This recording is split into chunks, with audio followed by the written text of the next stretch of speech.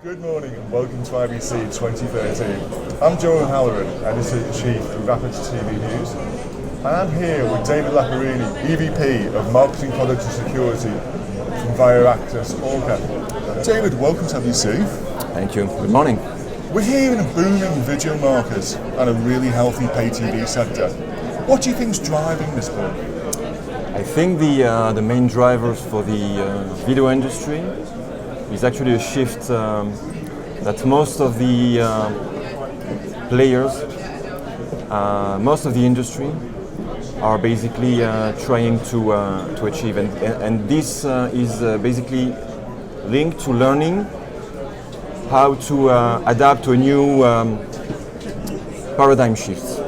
And the paradigm shift is people, end users, you, me, are the ones that are setting the rules for entertainment.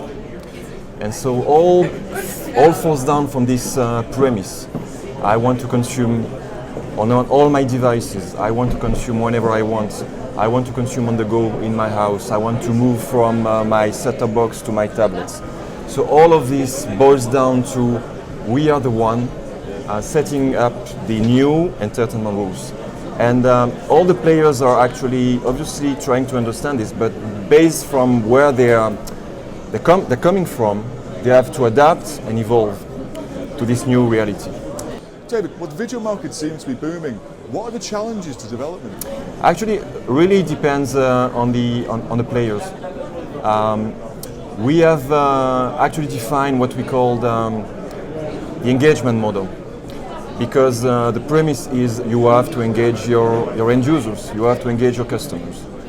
And again, if you think about it, this engagement model actually consists made up of various layers, from getting access to premium content, today in HD, tomorrow Ultra HD, 4K, etc. And you need to have the right solution to license this content over and over, including in the future.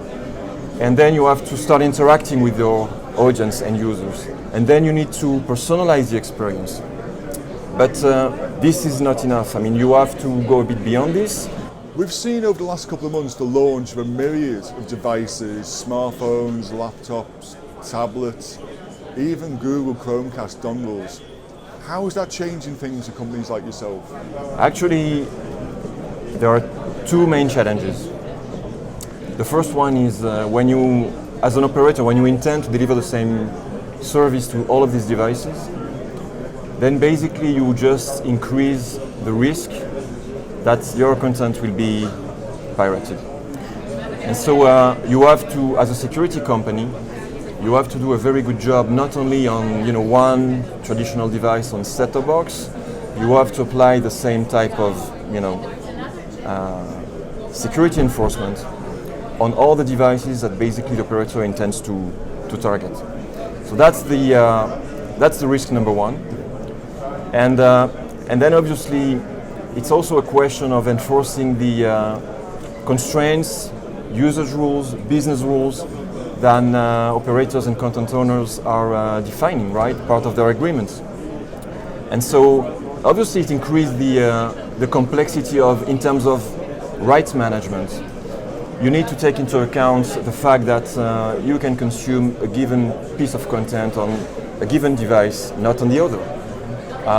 Or on a given network, not on the other. And all of this business logic actually has to be adapted into a security enforcement logic.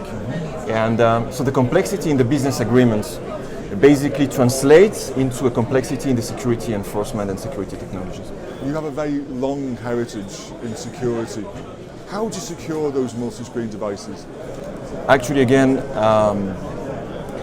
the engagement model for us is what is driving everything that we do, everything that we obviously present to the markets, to our customers, to our prospects, because we really do believe that everyone must understand that this is a real paradigm shift.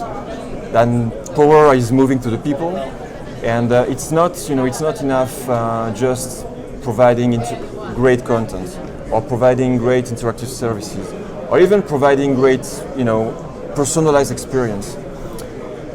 Toward enabling basically the operators, content service providers, to extend the reach of the service that they are delivering, right? To immerse more than just I'm providing you just a piece of content that is targeted to you, right? Complete this experience, prolong this experience with, especially with our product called Deep, which is basically automatically generated digital magazine linked to the topics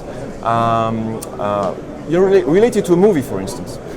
And basically answering the question, the needs, the wants that you feel popping up in your mind when you're just, enjoying a movie. And so it's basically extending the world of the universe of the operators to maintain the end users in their own world. Immersive.